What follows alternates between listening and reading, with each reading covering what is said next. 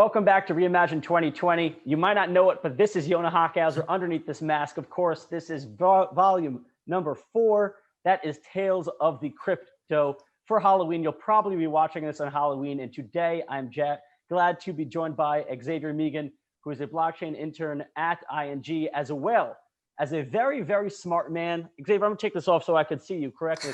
Xavier, you wrote an amazing master's thesis on non-financial risks in DeFi on Ethereum.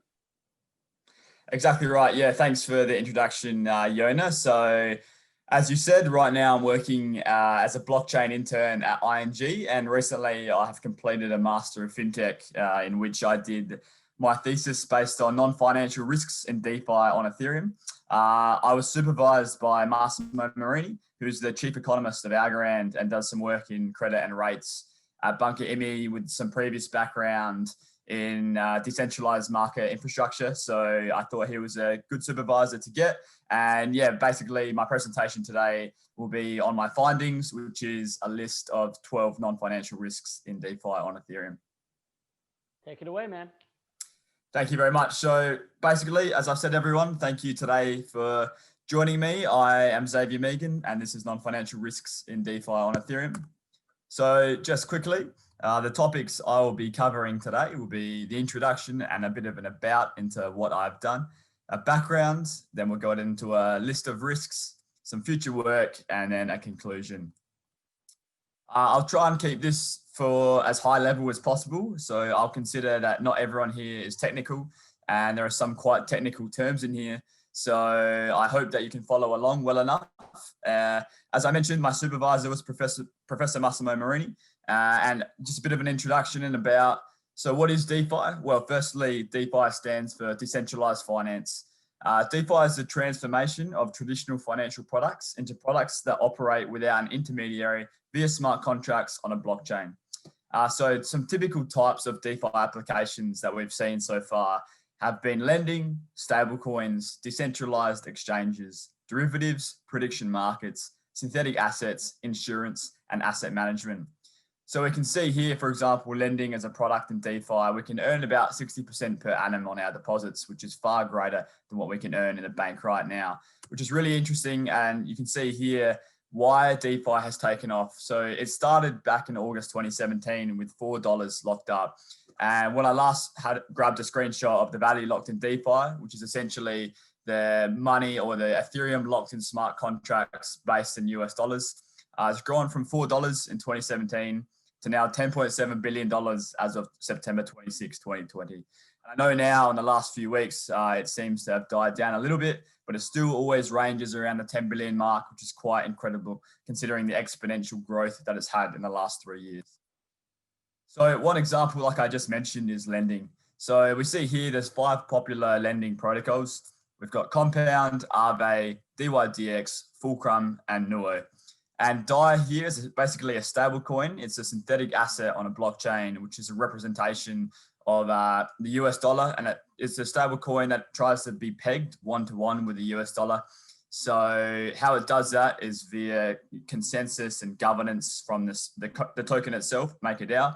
But we'll get into that a bit later. Basically here, Fulcrum, we can see that if we deposit our DAI into this protocol, we can receive 20% per annum. So for example, if I deposit something like $100, I could get $20 back in the next year. So look, this is huge compared to traditional finance. And we can see here, there are large returns that can be made in DeFi. For example, earning the 20%. These are much higher returns than we can receive in traditional finance. And we can see now with COVID, it's a negative interest rate environment. But I guess what are the risks and why is everyone not putting their money into DeFi? Why am I the only person out of all my friends that is putting money in here? So this presentation is going to aim to try and address some of the risks in DeFi, and perhaps by the end of it, you can make your own decision as to whether or not you would like to use DeFi protocols. A bit of background. So I initially got my thesis underway in Black Thursday, which is in March 12 of 2020. It's basically when the cryptocurrency market lost 40 to 50% of value within 4 hours. Many DeFi protocols failed, so to say. They didn't fail, but they didn't work as intended. So I discussed with my professor, Professor Marini, about the need for risk management work to be done for DeFi to succeed. It's a pretty neglected area and no real work had been done on that before. I've seen some articles that people sort of briefly mention some risks and it's very subjective. So I really wanted to go a little bit more in depth into what the risks are in DeFi. So to understand what DeFi is, my presentation is focused on DeFi and Ethereum. You can get DeFi on other blockchains, but just quickly, Ethereum is a decentralized blockchain-based platform that facilitates peer-to-peer contracts, not as smart contracts. So this is important. For example, if you're watching this from a bank, many banks use permission blockchain such as ING does. Ethereum is very decentralized, which means that I can technically be running a node on my PC right now. Anyone can run their own node and get a copy of the ledger, whereas some permission ledgers, you need permission, obviously, to run a copy of that ledger. So this ties into why we need DeFi. So we can see here, DeFi is permissionless, composable, transparent, censorship resistant, decentralized, accessible, and flexible. So it's permissionless. There's no permission that you need to enter the DeFi arena. In traditional finance, a lot of it, you need permission. And we see in US, you need to be a high net worth individual. Whereas in DeFi, you can have no money, you can have $1 and you can put it in and no permission is needed. It's composable. You can plug and play different component parts of DeFi. It's transparent because of properties of the blockchain and you can see all transactions that are coming through on DeFi publicly.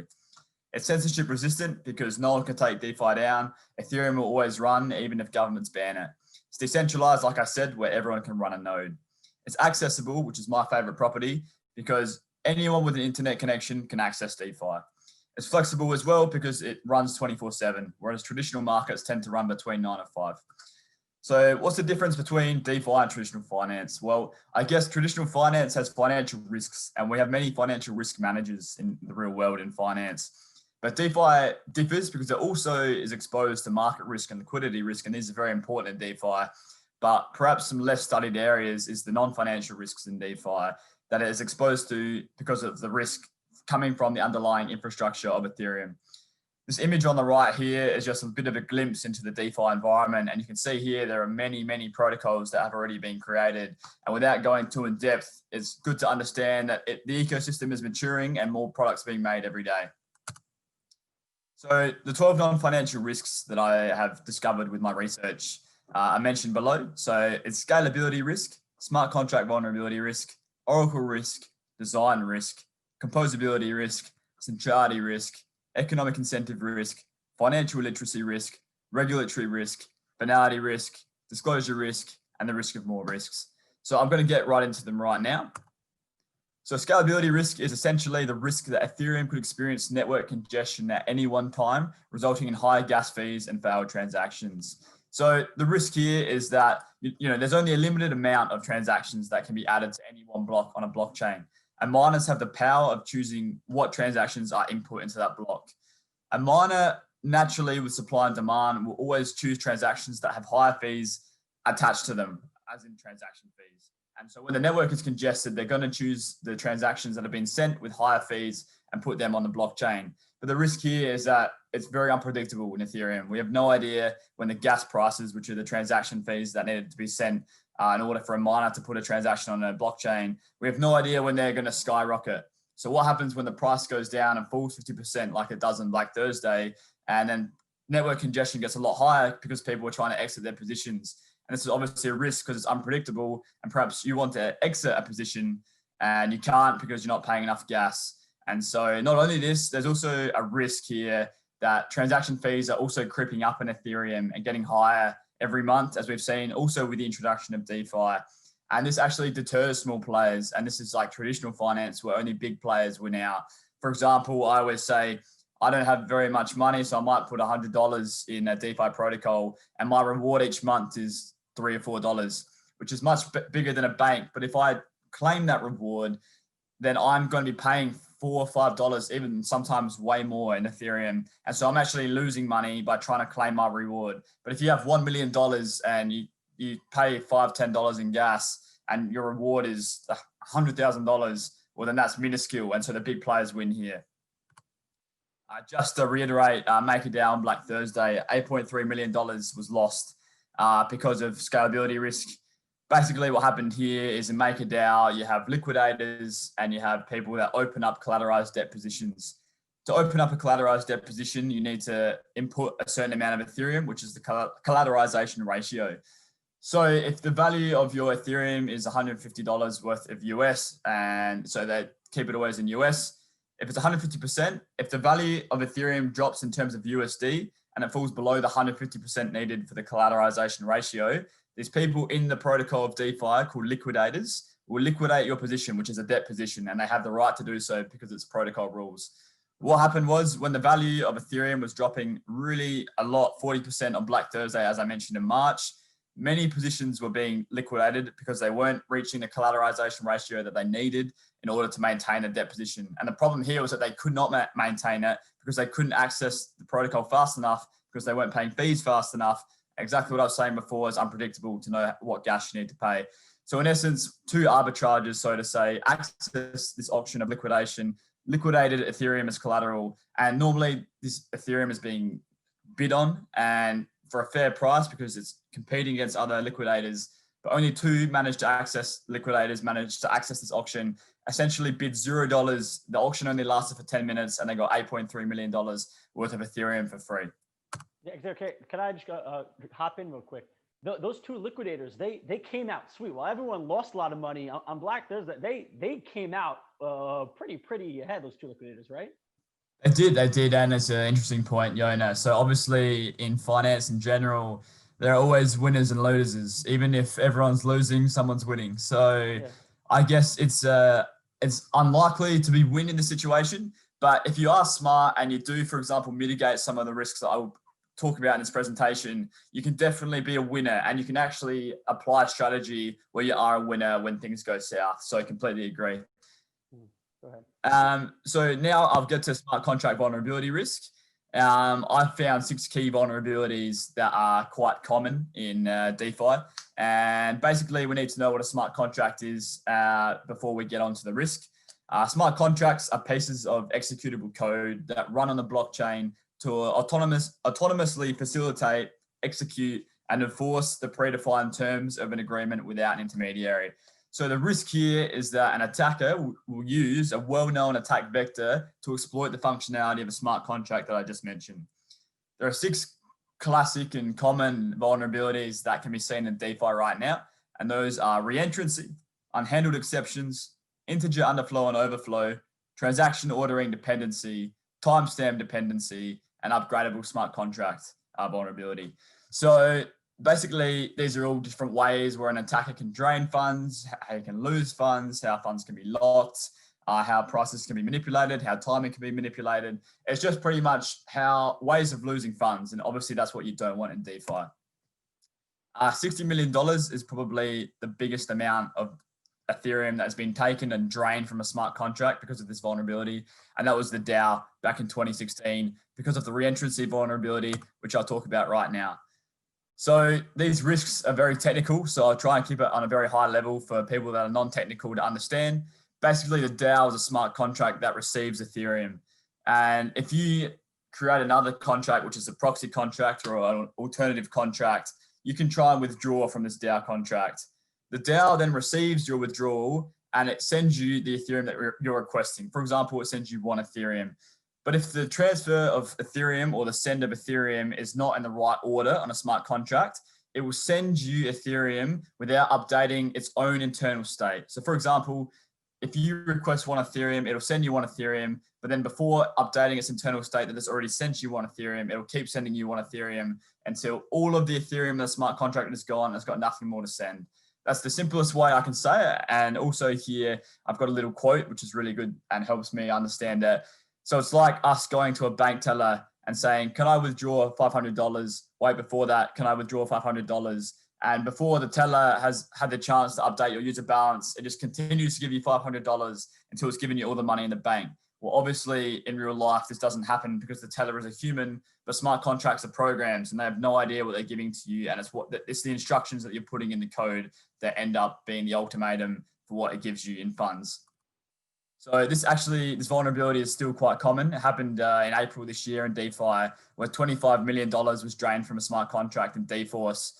So it's definitely a vulnerability that's still out there in DeFi that you have to be aware of. Unhandled exceptions vulnerability, again, quite technical. I'm just going to point you straight to this image on the right. Basically, it's in Solidity, which is a smart contract programming language. Not all failed calls raise an exception, which is quite technical, but it just means if you want to execute some code and the code fails, instead of it telling you it fails, it just tells you true or false. So you need to be aware, if you're a programmer, to check the true or false. Otherwise, something might be failing that you think is actually passing and going through.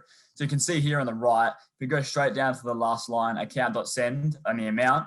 If this fails, instead of it telling you it fails, it'll give you a true or false value. And these are real funds we're talking about, real Ethereum. And this is obviously horrible and could lead to disaster and even an inconsistent state or locked funds. The integer underflow overflow vulnerability. So the best way to talk about this is with the car odometer.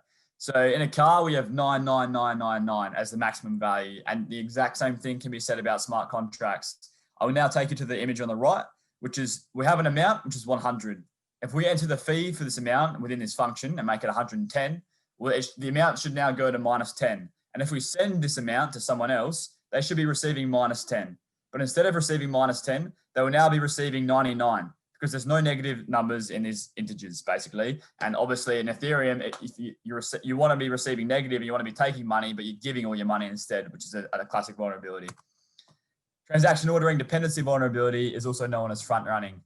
In blockchain, basically, if two transactions can be sent to a transaction pool within a block, and the order in which they arrive in is relevant. So miners, like I mentioned before, the people validating transactions on the network and choosing which transactions can go on the network, they have the right and the freedom to choose the order of the transactions in the block. And there can be financial incentives for these miners to perform manipulations and put one transaction in front of the other. And this is happening a lot with flash loans. The introductions of flash loans, it's a huge innovation in DeFi. It's basically a loan that is only valid within one blockchain transaction. And they're atomic. So either the flash loan works or it doesn't, and the amount borrowed is returned. So the best way of thinking about this is, for example, now I have $0 to start with. I can go into the liquidity pool, which is just a pool of funds that allows a flash loan. If the pool has $10 million, I can borrow that $10 million within one transaction, but at no cost to me. Because if my transaction fails, my loan fails in the 15-second block, the protocol will get the 10 million back and I'll lose nothing. Perhaps I'll lose a $5 fee that I paid to use the transaction. Or if the transaction works and I make some trades on decentralized exchanges, I might make $1 million in profit starting with zero upfront capital, and I win, and so does the protocol because they get the fee that I'm paying on the loan. So it's basically a free lunch, which is something in finance that you learn is impossible, but flash loans, I think, in DeFi are completely changing this concept. BZX lost about $1 million from flash loan arbitrage. I think it was back in February this year. A guy or girl took out a flash loan and exploited price fees and different liquidity pools and inflated prices on different exchanges, evaded oracles, longed and short, and these are all quite technical and financial, but basically what you need to know is that he exploited a lot of protocols in DeFi with no upfront capital. And relating it back to transaction ordering dependency, what's happening is now miners are just copying and pasting these flash loans that people are making, which are really smart, and miners are the ones that are getting the rewards instead of the arbitragers that are creating them. Timestamp dependency, probably not as important, but still something to think about.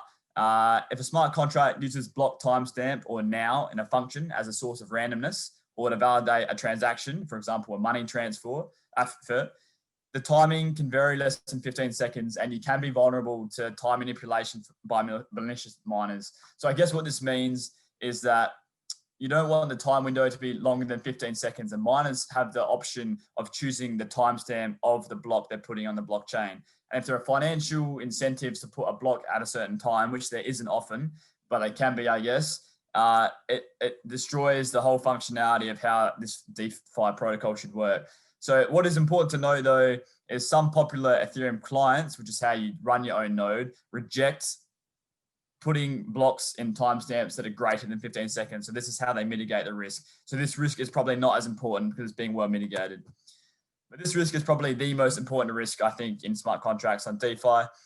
So it's the risk that an administrator can upgrade a smart contract and completely change the behavior of it that a user expects. And I call this upgradable smart contract vulnerability risk. All DeFi protocols right now have the option to upgrade contracts. Not all, but I say 99%. This goes against DeFi principles because if you think about it, DeFi should be decentralized, and almost all protocols being made now are centralized in some way because we have to rely, and that keyword here is rely, on a person who's creating these protocols to not do anything silly such as scam and take all the money in their smart contracts. If it was truly decentralized, I would create a smart contract or I would create a DeFi protocol and leave it and not be able to touch it ever again. There are risks obviously to that and there are trade-offs to both. But right now, if contracts can be upgraded, it juxtaposes against what DeFi strives to become, which is financial products with no intermediary. Because right now, the intermediary is the person creating the protocol that you still have to rely on, and he's the third party, or she. So Oracle risk here, basically it's the risk that a smart contract could receive dishonest input about off-chain values. What this means is that blockchains are only capable of understanding transactions in their own blockchain. So any information happening outside the blockchain, a blockchain has no idea about. And this is referred to as the Oracle problem. So oracles are a middle layer or almost like an entity which takes data from the real world and inputs it into the blockchain. They can be centralized or decentralized, and there are benefits and disadvantages to both, which I'll go through a bit in a second. But basically, I give the example of the weather. If the weather today is 23 and I'm an oracle, I say the weather is 22, but actually in the real world, the weather is 23. Well, the blockchain is relying on me to input this information on the blockchain. And the same thing can happen for financial information. Perhaps the US dollar is worth $1, but then on the blockchain, someone is feeding it as being $2. The blockchain has no idea of verifying this, and sometimes payouts in DeFi rely on these oracles. So this is huge risk in DeFi because we need to rely on oracles, which is like relying on a third party again, which is not decentralized, to make sure that these oracles are inputting truthful values. 37 million, I would say, is probably the biggest amount that has been arbitraged using this risk on synthetics in 2019, where an arbitrage, essentially the Korean won was inflated by times 1,000, which is the currency of Korea. And obviously in real life, the currency of Korea is still worth the same thing. But on the blockchain, on synthetics, it was times 1,000 inflated. And so an arbitrager made a few trades and noticed the incorrect price feed and then netted 37 million, making trades with the inflated price. And I know, I think Synthetics and Kane, who is the controller and the creator of Synthetics, I know that they got almost all those funds back, if not all of them back, but it's still the opportunity. And it's just showing you basically that Oracle problem and Oracle risk is huge in DeFi and can really be at risk the whole lifetime of DeFi. Chainlink is a decentralized architecture of Oracle that some people, I'm sure, watching this might know already. And it's basically just an Oracle, and it has lots of nodes, which are just lots of computers. And then these lots of nodes check data from a lot of places. So basically, it's just a more decentralized way of inputting information on the blockchain, which should be more truthful. And it does this as well with economic incentives to make sure you're putting in truthful data on the blockchain. But there are disadvantages to that as well. So it's Oracle's its own thing, it's its own problem, but all you need to know is it's a risk in DeFi. So design risk is basically the risk that one small flaw will lead to a demise of a protocol not working as intended. Basically in DeFi, there are so many different elements being made right now, and each element can be plugged and played, and there are different token standards and different protocols, but all DeFi code is open source at the end of the day. So I can start building my own DeFi protocol without actually writing any of my own code by just building on top of each other. And this can cause design issues with functionality. There's also a risk in DeFi that user interface is too difficult to comprehend and understand, which is not good for the layperson, because if I want to introduce my friend to DeFi, well, a lot of the UI is too complex, and even the wallets themselves, which is how we interact and transact in DeFi, is very difficult, and it's very likely they will probably lose money. So design risk essentially is just how you could lose money from a poor design of a protocol, whether that be tokens or design and UI. It's related to composability risk as well. And composability risk is the risk that a DeFi platform is reliant on another DeFi platform operating properly for its own platform to function correctly. So we need to know what composability is in order to understand this risk. Composability is a system design principle, enabling applications to be created from component parts or money Legos. So the best way of looking at this is over here in this image. So here it's got a wallet at the bottom, the Fox, and it's also got Compound, which is the stairs, but it can be any DeFi protocol. It's basically foundational and crucial DeFi protocols, which a lot of other DeFi protocols use. For example, I give the example of MakerDAO. Like I mentioned before earlier with the DAI stablecoin and what happened there. They're a really core part of DeFi. And if they fail, there hasn't been many studies into it, but I imagine that a lot of the DeFi ecosystem will probably collapse. So it's basically the risk that a core foundational DeFi protocol will fail and the adverse effects it has on the whole ecosystem. And this is comparable to the GFC, or the global financial crisis. So lightning speed innovation and financial engineering is happening in DeFi right now. There's pooling risk in different products. There's rehypothecation of collateral, and there's a lot of fractional ownership. Products are intertwined and reliant on the whole system working as products are plugged into each other, which is a systemic risk at the end of the day, like the GFC was, how that occurred. So DeFi is now at risk of the same financial crisis that its underlying technology was created to prevent, which is essentially excessive risk taking in DeFi, which is also what happened in the GFC. So it's going down the same path as the GFC if none of this is stopped, basically. Centrality risk, basically it's the risk essential point of failure, and DeFi could be the undoing of the whole DeFi ecosystem. I've got three types here. I've got upgradable smart contract risk, centralized stablecoins and DeFi risk, and reliance on Infura as a node infrastructure operator risk. Type 1, I've already mentioned, and it's the risk that an admin can still have rights and functionality over a smart contract and do what he wants. And that's a centralized point of failure if he scams you, for example. Type 2, centralized stablecoins. So what we have here is that USDT and USDC, Tether and USDC, basically, they have centralized issuers. Therefore, there's a central point of failure. We know, and there's evidence that Tether is only back 74% to reserves, and these stablecoins are trying to be pegged one-to-one with US dollar. So if there's only 74% of reserves in the bank for Tether, and there's about 20 billion in circulation of Tether right now, if everyone holding Tether in the whole world took it to this bank that holds the reserves for Tether, only 15 billion would be issued back to the people holding the stablecoin, and 5 billion, which is 25%, is nothing. And what happens there is there's lawsuits, I don't know. And USDC, basically, they have the right to blacklist addresses. This is not decentralized. In a decentralized world, we know there's ups and downs and advantages and disadvantages to decentralization, but technically in a decentralized world, there should be no option to blacklist addresses. And so the risk here, even with DAI, is that there's just central points of failure and there's a reliance. And centrality risk is all about the reliance that we have. And in decentralization, we don't want to have a reliance. Type 3 is reliance on Infura as a node infrastructure operator. So this is a tough one. Basically, it's just that DeFi protocols can use Infura, which is a node hosted on Amazon Azure, or Microsoft Azure, run by consensus. And basically what we have here is a reliance on Infura to operate this node. And we need Infura to always be running up and have an uptime. But if in a true decentralized universe, we would all be running our own node, which is what I mentioned at the very, very start. But 63% of DeFi protocols right now use Infura to host their own node. So they're relying on Infura to always stay up. And not only that, they're also relying on Microsoft Azure. So there's two reliances there, and it's a double risk. So nothing so far in the ecosystem has happened with this, but it definitely could be a risk in the future. $20 billion, like I said, of Tether, it's a huge amount of money, and 5 billion of those does not exist in any reserves in any shape or format that we've seen from an audit in recent years. Economic incentive risk is the risk that economic incentives could fail to encourage the right behavior or not be sufficient enough, leading to other users being adversely impacted. For example, if a token is introduced. The top 10 DeFi protocols by value locked all have their own utility token. And this essentially governs how a protocol works. Look, the way that I think about a utility token is almost like a share, because you have more options in what you can do than a shareholder does, I guess, because it's like holding a share and also being a part of the management board. And so you can propose what you want in the DeFi protocol, and the more tokens you have, the more utility tokens of a DeFi protocol that you have, the more proposals you can make, the more your vote matters, because it's the amount of tokens you hold equals the amount of votes that you have.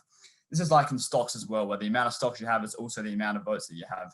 So look, the risk here is that I'm a DeFi user and I'm using a protocol and I'm just depositing $100 of a stable coin and receiving 20%, like I said at the very start. The risk here is that someone does not have skin in the game, so to say, and they hold the underlying utility token without actually performing any actions in the DeFi protocol. And then they change some aspects of the DeFi protocol that negatively impacts me as a user, but it does not matter to them, basically. For example, they can have a proposal in the ecosystem to reduce interest rates and make my interest 10%, but I was expecting 20%. I've got no say in that if I hold no utility tokens. So it's basically all to do with utility tokens and how governance can change when you're using DeFi protocols. Financial literacy risk is the risk that a platform has been developed by someone with no financial background. So the programmers transforming traditional financial products into code in smart contracts often have no financial background whatsoever. In traditional finance, financial products are traded by institutions and created by financial engineers with certification. This risk goes both ways. We can also say there's a technological illiteracy risk. If you're coming from a financial background, you start playing around with code, and it's quite obvious that you're going to be more exposed to vulnerabilities because you have less experience. So I think about DeFi is that it's a mix of finance and tech. And here the risk is that maybe one side is less heavy than the other side. Maybe there's less thought about risk. Maybe there's less thought about security. It's just the risk that either of those has not been balanced out. So regulatory risk is the risk that any DeFi protocol can be affected by government, with either laws being made that affect how a DeFi protocol operates, or government essentially shuts down DeFi protocols. Right now, DeFi operates in a regulatory gray area, and no jurisdiction has tried regulating DeFi yet. It's hard to regulate as it falls under many different state, national, and regional regimes. If you think about initial coin offerings in the last few years and how much of a stamp down there's been on them in the last few years, it's quite incredible to me that there has been no regulation in DeFi in any of the world, and we've seen it go from $4 to $11 billion. In my opinion, it's a matter of time before, for example, banks or financial institutions or regulators, or there could be anyone, start showing this to regulators and saying, hey, we need to regulate this and we need to maybe even get rid of this or make it in our own jurisdiction or have rules about it. Basically, it's the risk that a DeFi protocol that you use can be shut down at any time and you might lose all your funds. Finality risk is an interesting one. It's more related to Ethereum, the blockchain that DeFi is on, but it's the risk that Ethereum blockchain will fork, resulting in the creation of two different chains. So basically, for any given block in Ethereum right now, there's always the possibility that someone will create a longer chain by reordering previous blocks in their favor and ignoring the true chain. This is because of the consensus, so to say, on Ethereum, which is proof of work, which is quite technical, but it's basically right now, miners, the people validating transactions, are using mathematical algorithms and puzzles to solve for transactions and compete against other miners by using computer computation. And right now in proof of work, if you get a certain amount of computer power, you can technically create two chains. This might change with Ethereum moving to proof of stake, which instead of it being all computers, it's now the amount of Ethereum that you hold is the chance that you have a chance of validating transactions on the network. But here it's a risk again, is that we have no idea what proof of stake is going to look like on Ethereum. And there's a risk of finality on that, I imagine as well. I think it's because the protocol of Ethereum is always changing in itself. It's so hard to judge how you might be impacted. And of it, two chains in DeFi would be horrendous because, for example, $1 in the real world is always worth $1. But if you have two chains, the blockchain has no idea what it's worth. You know what it's worth. So perhaps on one chain it's worth 40 cents, on the other chain it's worth 60 cents. Or perhaps there is arbitrage opportunities. On one chain it's 45 cents, on the other chain it's 60 cents, and then they're arbitraged away.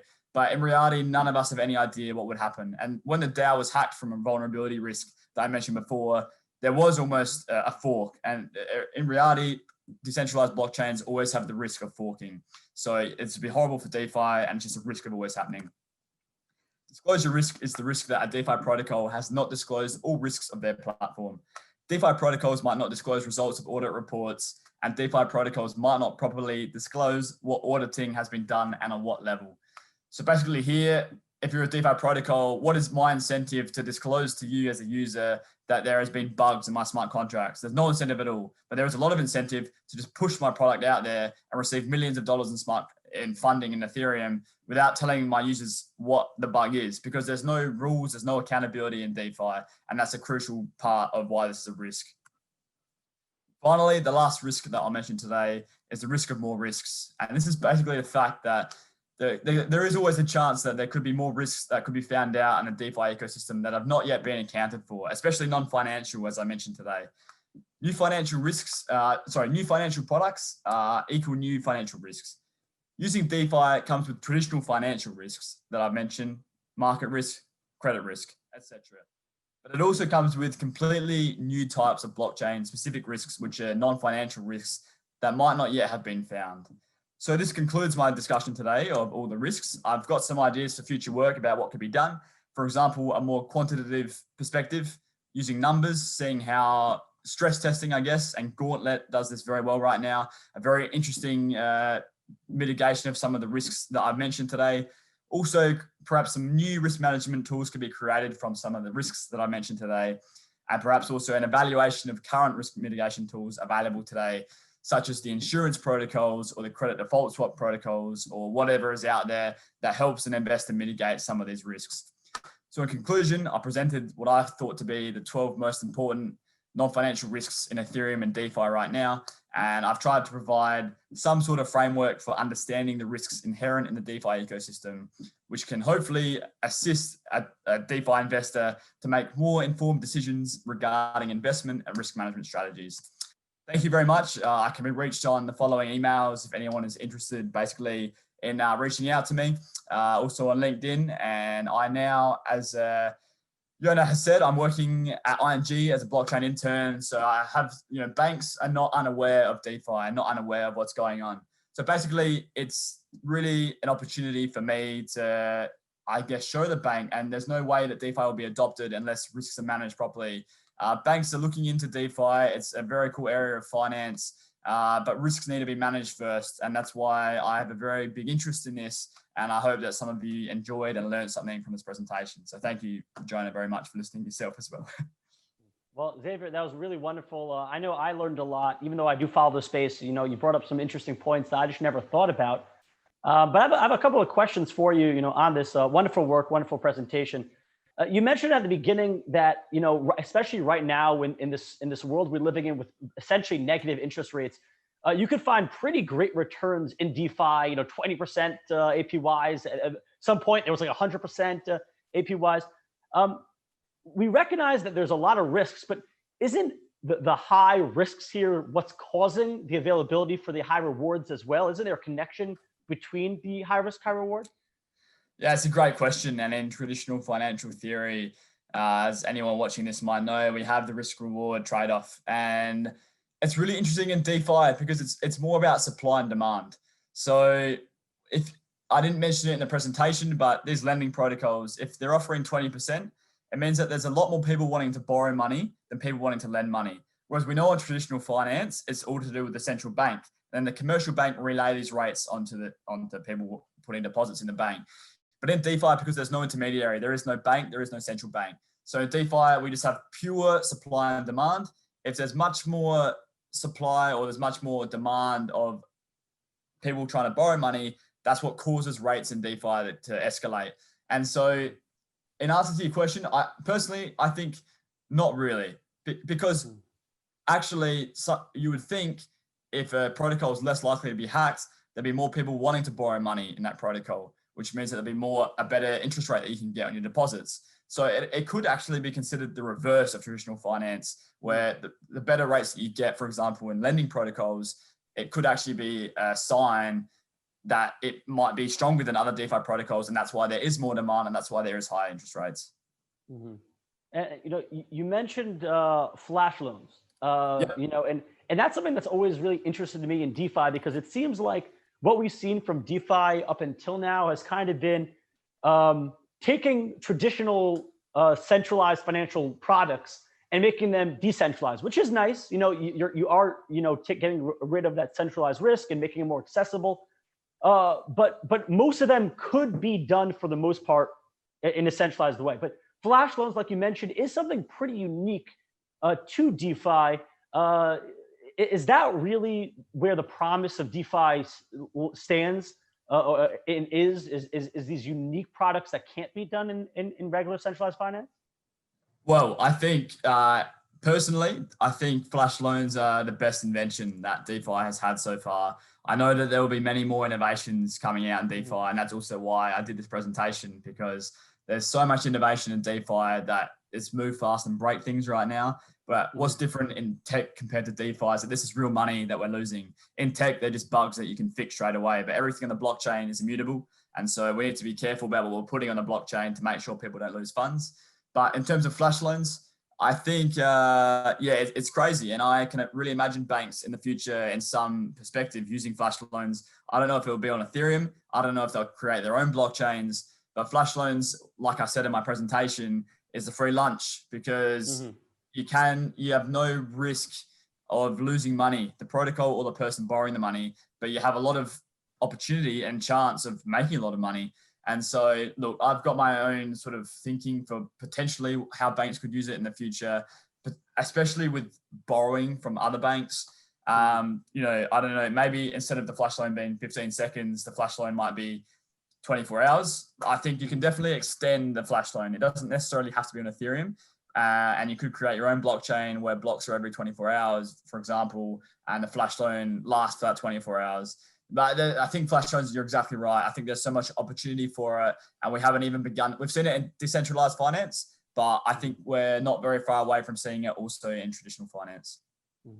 I mean, and you mentioned kind of, it's a free lunch, but we're raised that there is no free lunches. So is there a downside to flash loans? Is there something with flash loans that makes it not the greatest thing in the world?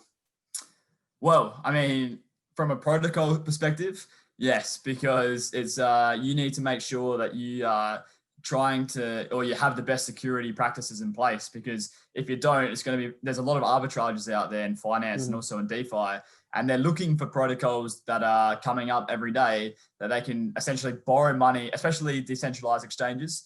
They're in a lot of trouble. They don't think about how they could be attacked by someone using a flash loan.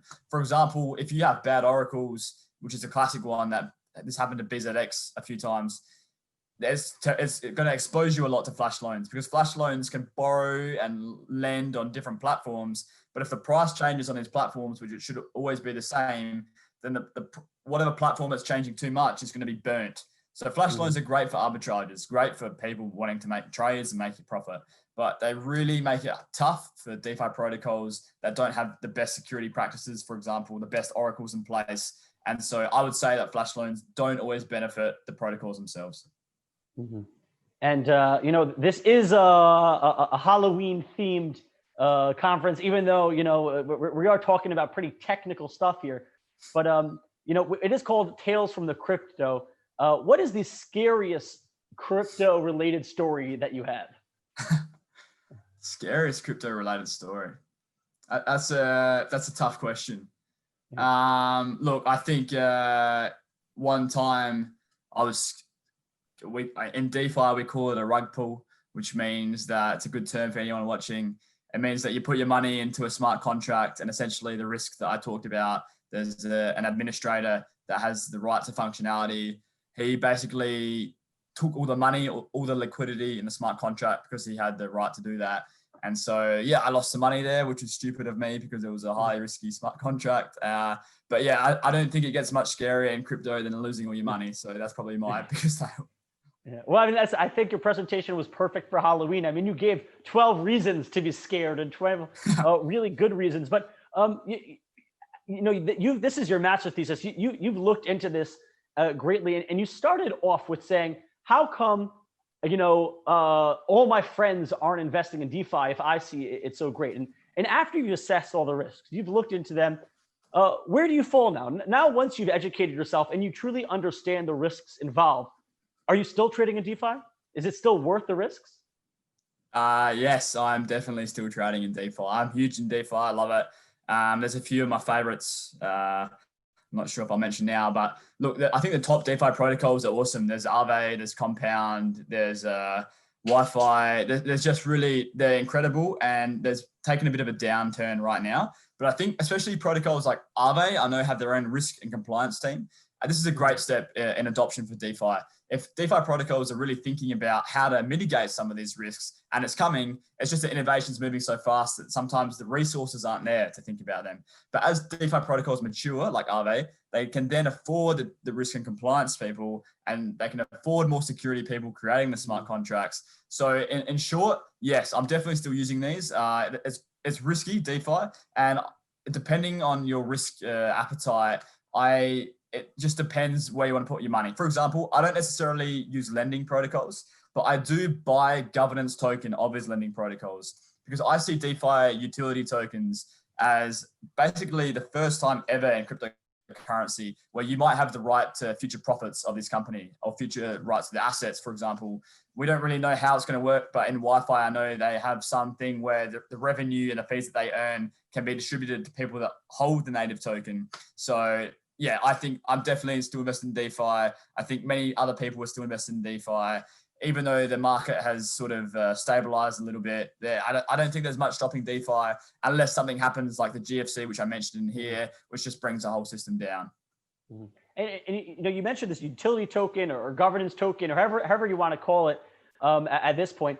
How do you feel though? Because many of these protocols, it does seem like Holtzman's promise, but many of these protocols are essentially giving them away, millions away every day for free or every week, depending on the reward program, to incentivize liquidity providers on their protocol. So, would you still recommend someone to go out and if they believe in this governance token, do you still recommend them to go out and buy it if they're spending money on one when the protocol is given out to to liquidity providers $1 million a day for free? Doesn't that totally devaluate whatever governance token you're going to buy?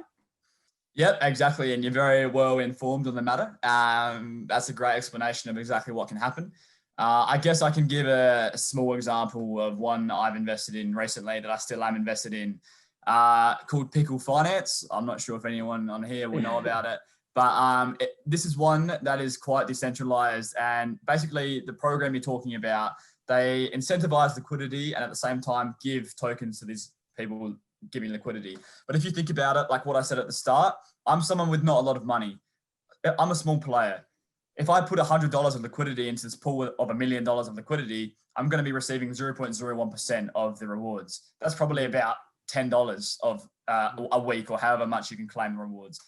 The fee, like I said in this today, is $10. So I'm not even making any money at the end of the day. The only people in my eyes that are actually benefiting from these liquidity programs are whales, so to say, or people with a lot of money that they can, it's idle anyway. The currencies are idle. They want to move it somewhere where they can earn even more money. But what about the smaller players like myself? Well, personally, I think it's always a pretty decent bet if you can find a DeFi protocol that is likely to then get a lot of assets under management. For example, Pickle, I think will do well in the future. Aave is always going to do well. If you can invest in these now, we're still early in DeFi. Yes, the liquidity providers will win now, but in the future, if you hold on to these tokens, personally, I think in the next 3 to 5 years, look, I can see protocols like Aave, for example, they've already got like an e-money license in the UK. I imagine they'll be integrated into some financial institutions or banks or whatever in the future. So yeah, I think if you buy now, I mean, this is not investment advice, obviously. I know nothing about investing, but I think, it's just, it can be luck, but it can also be, trying to think about how in the future this might be adopted. And last question before I let you go, you are interning at ING, and it's really interesting this relationship between the traditional financial institutions and this brand new, technology that really aims to be, let's say, in some people's eyes, the antithesis of the traditional banking system. But are banks, when you say banks are looking at DeFi, are they looking and saying, hey, maybe we'll just be liquidity providers? I mean, that's essentially what we do anyway. We provide liquidity. We're giving a loan to someone. Are they looking at these protocols and saying, hey, there might be good profits for us to make here in these protocols? Look, I think we're still a long way away from that. And banks are very heavily regulated, and they can't just start providing liquidity in DeFi because there's a lot of laws and regulations against that pretty much. But when I mean banks are watching it, I mean more banks are observing it. So they're observing. We all know what's going on in the news. We're not ignorant. We understand what's going on. I really like DeFi myself. I use it outside of the bank. But any financial institution knows that DeFi exists. I think it's really experimental right now, but in future, I have no idea. I'm not going to make any predictions, but it's more the fact that banks, ING, whoever, Goldman Sachs, JP Morgan have their own coin. You know, banks are observing this arena of finance, and maybe it will take 10 years, maybe it will take 20 years, maybe it won't happen at all. But for sure, there's knowledge about how the technology works, and there's an interest in how digital assets is an interest for banks, and really getting assets tokenized is huge. Much more so than DeFi probably. But you never know in the future where DeFi will go. For sure. Well, I mean, no one knows where DeFi will go, but thanks to you, we now know a little bit more of the risks involved. So Xavier, thank you so much for giving this wonderful presentation and educating us. I know I learned a lot. So I appreciate you taking the time. And for all of us here at REIMAGINE 2020, I'm Yonah Hochhauser. Thanks for watching. Thanks, guys.